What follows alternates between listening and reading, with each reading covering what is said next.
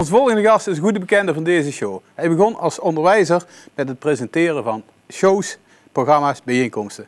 Een van de programma's die hij toen destijds als eerste presenteerde was Ferrij in Bedrijf.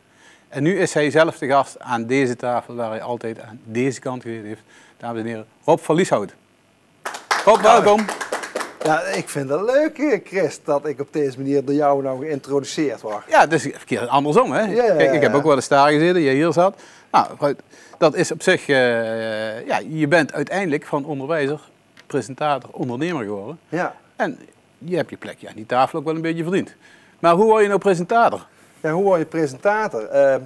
Heb ik eigenlijk niet een kant-en-klaar antwoord op. Maar in mijn geval is dat, ik heb eigenlijk door mijn hobby, heb ik mijn beroep kunnen maken. Ja. Ik ben 30 jaar geleden ooit op een vastelovenspodium geklommen.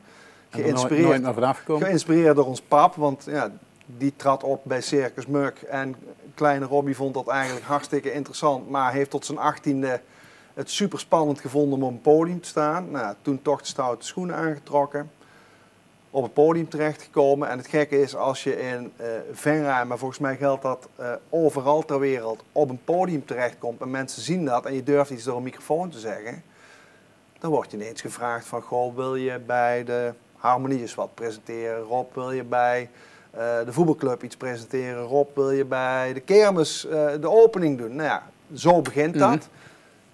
En in mijn geval was het dan ja, inmiddels 11 jaar geleden dat ik gevraagd werd om de Venrays Ondernemersprijzen te organiseren. Dat vond ik doodeng, omdat ik dacht van ja, maar wacht even, dat is professioneel, dat is echt, want daar zitten mannen in een pak. Is iets anders dan Circus Muk. Ja, en dat vond ik allemaal spannend en ik dacht dat dat dus heel anders was. Maar nou, Peter Theeuwen heeft mij destijds toch overgehaald om dat te doen. En dat was eigenlijk het moment dat ik heb ervaren dat presenteren gewoon heel erg leuk is. En dat het niet zoveel uitmaakt of je een avond voor het mannenkoor presenteert of dat je een zakelijk event presenteert. Nou, en langzaam maar zeker ben ik me daar steeds meer in gaan bekwamen. En mag ik mezelf dan presentator noemen. Maar hoe je dat dan wordt. Ik heb er niet voor, ik heb geen echte opleiding gehad. Het is een soort evolutie. Ja, en ik heb mezelf bijgeschoold, boeken gelezen, filmpjes gekeken, trainingen bezocht. Heeft dat dan ook geholpen dat je altijd voor de klas gestaan hebt? Want dan presenteer je eigenlijk ook iets, maar dan op het totale nou ja, goed, dat helpt denk ik wel, want ik denk dat heel veel leerkrachten een groot deel van de dag ook aan het presenteren zijn. En ben je ook je verhaal aan het overbrengen op een publiek. En dat publiek bestaat dan uit kinderen. Zo was het in mijn geval. Maar dat is wel een vorm van presenteren. Ik denk, overal waar je voor een groep mensen je verhaal doet, ben je in principe aan het presenteren. Eigenlijk dit is ook een vorm van presenteren. Ja, het ging ook steeds beter af. Je zegt geld wel, het groeide. Je werd er steeds vaker gevraagd. Uiteindelijk ben je uit het onderwijs gestapt. Ja. Bewuste keuze uiteindelijk. Dat is een hele bewuste keuze geweest. Ik heb met heel veel plezier voor de klas gestaan. Ik merkte alleen de laatste jaren dat, want ik heb ruim 20 jaar voor de klas gestaan. Ik merkte dat het plezier, het werkplezier voor de klas bij mij afnam. Ik heb heel veel kinderen geadviseerd richting hun vervolgopleiding als ze van de basisschool afgingen. En dan zei ik altijd, maakt mij niet uit wat je gaat doen, maar zorg dat je wat je gaat doen, dat je daar lol in hebt. En toen dacht ik op een gegeven moment, ja, dan moet ik dat misschien zelf toch ook maar eens gaan doen. Ja. En ja, toen heb ik de keus gemaakt om me steeds maar op presenteren te richten. Ja. Ja. Je mist het onderwijs niet? Nee, ik mis het onderwijs niet. Omdat ik dat gewoon heel lang gedaan heb en ja, die fase is voorbij. Maar met wat ik nu aan het doen ben, ben ik nog steeds eigenlijk mensen aan het onderwijzen en ze kennis en vaardigheden aan bijbrengen. Dat ik op heel veel momenten toch nog steeds een klein beetje het gevoel heb dat ik een meester op ben. Want je doet meer dan alleen presenteren. Ja, nou daarom vond ik het ook fijn om hier vandaag te mogen zitten. Heel veel mensen, zeker in Venray, kennen mij wel van het presenteren. Of dat nou is van Venray in bedrijf, of van de ondernemersprijzen, of vanuit mijn rol als vorst van de Pielhaas. mensen in verre hebben me vaak wel ergens gezien. Maar naast dat ik zelf presenteer, geef ik ook trainingen, workshops, individuele coaching aan mensen die het of spannend vinden om te presenteren. Er zijn heel veel mensen die het doodeng vinden, maar wel moeten. Ja. Nou goed, voor die mensen die kan ik ontzettend goed helpen en begeleiden om met meer power, zelfverzekerdheid zichzelf te presenteren.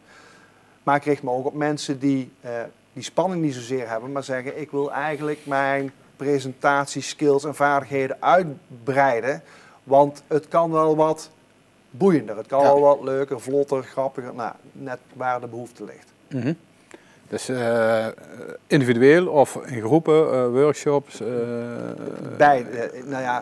Workshops en trainingen zijn in groepen. Mm-hmm.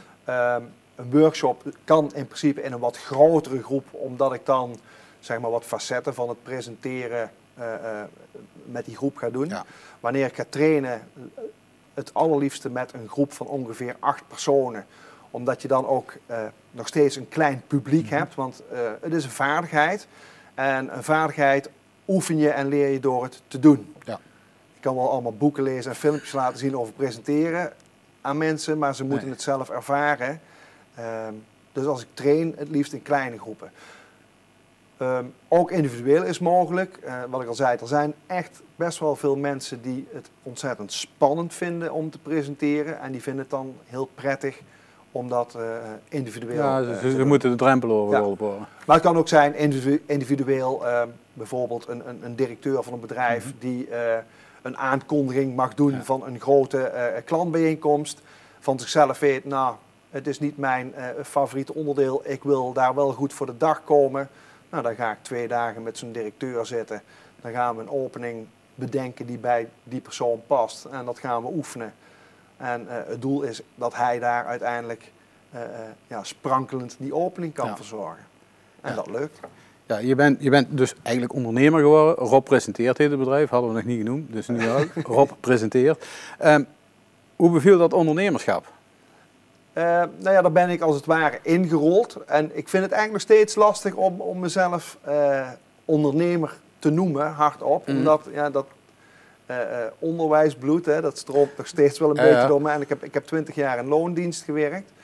Maar het bevalt me wel heel erg goed. En ik merk dat ik ook gewoon nog steeds aan het leren ben op dat gebied. En dat houdt me ook wel weer energiek en fris en bij de les. Ja, want als je kijkt naar de coronaperiode, jouw vak werd steeds minder gevraagd, want er mocht niks. Er mocht inderdaad een stuk minder, in ieder geval niet wat we gewend waren. Fysieke bijeenkomsten was echt eventjes heel erg lastig. Ja. Dus fysieke bijeenkomsten presenteren, dat viel allemaal weg. Trainingen en workshops, dat viel weg. Individuele coaching in het begin zelfs ook niet. Maar ja, daar kun je inderdaad gaan zitten.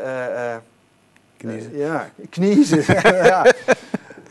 Of je gaat denken van wat is er dan wel mogelijk. En op die manier, dat hebben we allemaal gezien, in die digitale wereld waar we in leven, was er eigenlijk toch heel veel mogelijk. En ik heb het afgelopen jaar ontzettend veel fantastische livestreams, webinars, talkshows, net welke naam je eraan wil geven, hebben we kunnen verzorgen. Ja. Maar ook dan, wat ik dan geleerd heb, is juist samenwerking opzoeken met andere partijen. Om te doen. Ja. En dat is gewoon hartstikke leuk om te doen. Je toekomstdroom als presentator, ondernemer, heb je een bepaald doel van, misschien wil ik straks wel op 1 zitten of zo, om eens iets te noemen? Nee, absoluut niet. Nee, want televisie, kijk, dit is een televisieprogramma, dat vind ik hartstikke leuk om te doen, maar ik heb niet de ambitie om op nationale televisie te komen. Het meeste plezier beleef ik aan bijeenkomsten waar echt live publiek bij aanwezig is. En dan maakt het me niet zoveel uit of er nou 30 man zitten of 100 of 700. Nee. Maar zeg maar het gevoel dat er echt interactie is en dat er iets gebeurt in een ruimte, in een zaal. Dat vind ik het allerleukste om te doen als presentator. Maar daarnaast het geven van trainingen en het doorgeven van mijn kennis en mijn vaardigheden. Ik vind die mix gewoon heel erg leuk. Dus die mix, die moet blijven wat mij betreft. Want Ik zou geen keuze willen maken van wil je alleen Of het een of het presteren ander. of alleen trainen. Nee, allebei. Maar wat mijn droom is dat er wel meer continuïteit komt. Op dit moment is het nog steeds heel hard werken. En daarom ben ik ook blij dat ik hier mijn verhaal kan vertellen. Met name het coachen en het trainen. Dat is nog iets wat nog niet bij alle mensen is geland. En daar is gewoon echt heel veel winst te behalen wat mij betreft. Nou, dat is in ieder geval een mooi doel, mooi vooruitzicht. Ja. Rob, bedankt. Nou, jij bedankt. Graag gedaan.